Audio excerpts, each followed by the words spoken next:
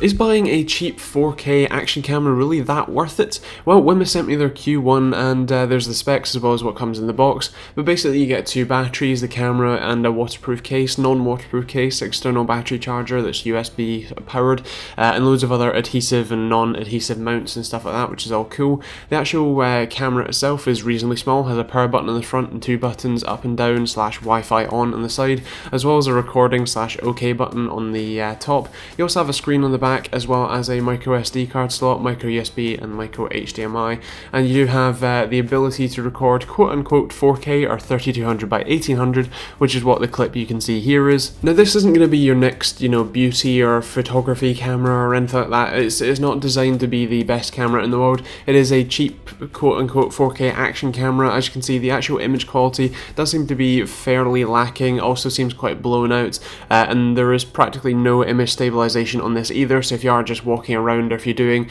even for example stuff, if you were to attach this to say a skateboard, it would be ridiculously shaky. Now as you can see, the image quality, even if you zoom in to 1080p or even if you turn the exposure down, still isn't that great.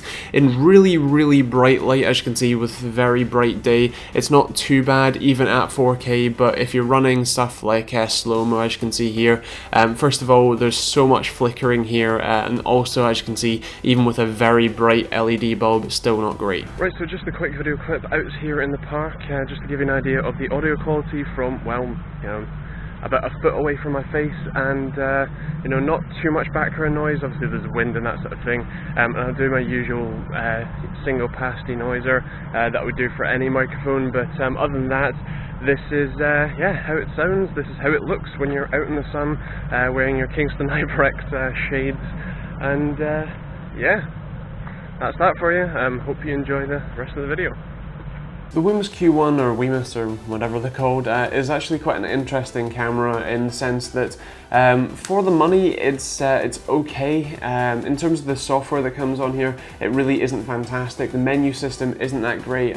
You can use the app that you can download as a sort of companion to it, but again that isn't all that fantastic either. And overall I've had a lot of bugs, especially with stuff like sound recording, where from the get-go it seemed the little microphone symbol in the bottom corner showed that it was microphone recording, audio recording was off, yet all of the clips that I've had audio on them. And then when I actively went to turn the microphone on to do the bit for my face, I recorded 2 bits, and one of them had just no audio despite having the checkbox checked, and the other one seems to have audio. So it's a very weird experience. I'm not entirely sure what's actually going on with it, and some further testing might be useful.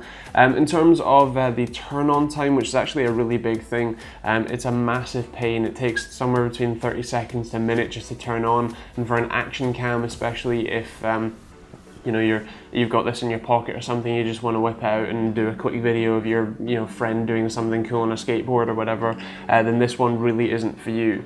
Now I actually have a V10 camera. It's almost exactly the same size, exactly the same everything, except for this one is 1080p, and the software experience in this is so much better. It turns on in about 5 seconds.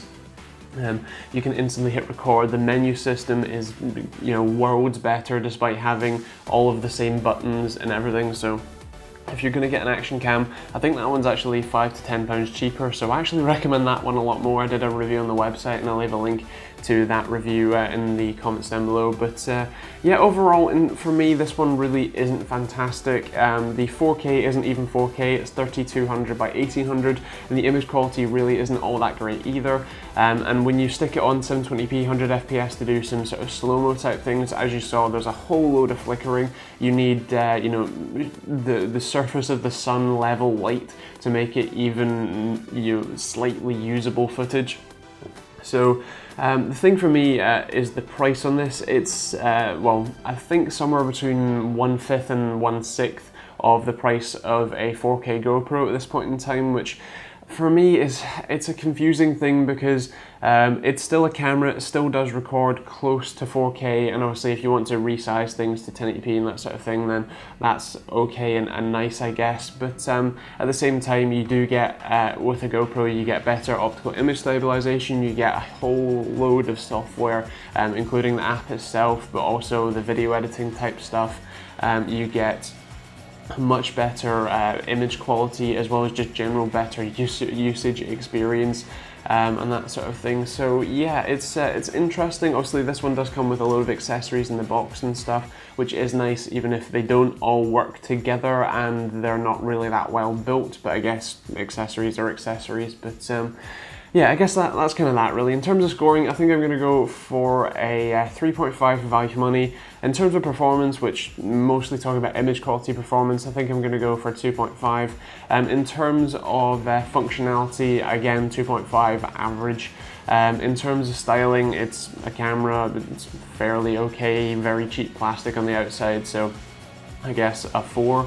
And TechteamGB score, I think I might round it up to a 3 just to be you know, nice, because it's an interesting camera, but it definitely has a lot of room for improvement, hence the award. And yeah, I'd personally recommend if you're looking for a cheap action cam, look at this V10 one. It's actually quite nice. I believe it's a little bit cheaper, and yes, it's only 1080p, but the image quality, as you'll have seen in the AMD vlog, the MSI vlog, and a lot of other bits and pieces, is a lot better in comparison to this.